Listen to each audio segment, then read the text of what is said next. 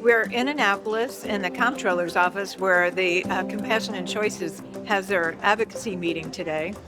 Our theme today is "The time is now." For the first time in the 9 years that I have been leading advocacy for this bill in Maryland, we have the governor's support. I thought Thursday's hearing went remarkably well, and it didn't go well because of my presentation, although I tried to do you proud. It went well because of your presentation, the presentation of the witnesses, from Compassion and Choices, from Marylanders for End-of-Life Options, for all the advocacy groups, coalitions, and individuals who came on behalf of this important legislation. This is something that we should have available here in the state of Maryland for those who are able to have this as an option and choose to have this as an option.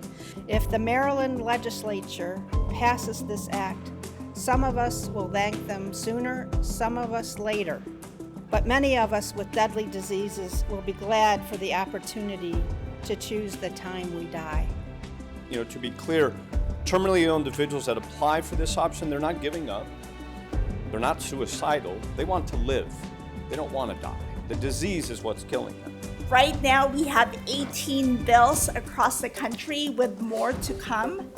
But out of all of those 18 states trying to pass medical aid in dying, Donna knows of this from last year, and especially the work leading up to this session. I told Donna, Maryland is my #1 priority. We are people with disabilities who have come together for the rights of people with disabilities to medical care that is equitable with everyone else, and specifically with the view that medical aid in dying should be available to all Americans.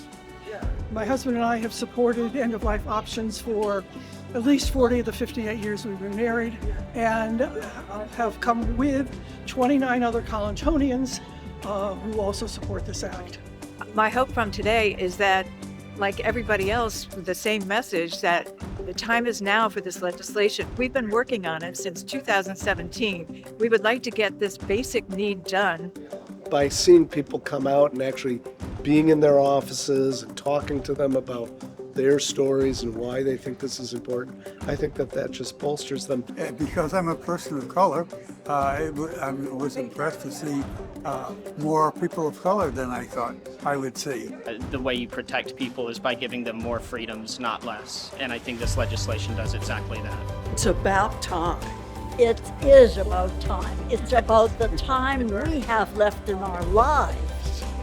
The President of the Senate, Bill Ferguson, said he expects this bill to pass out of the Senate. He put that on record. Can we get a hand clap? I was going to die, and then they came out with a new drug, which really helped me. But now I have 2 new tumors in my brain, so I'm back on the clock.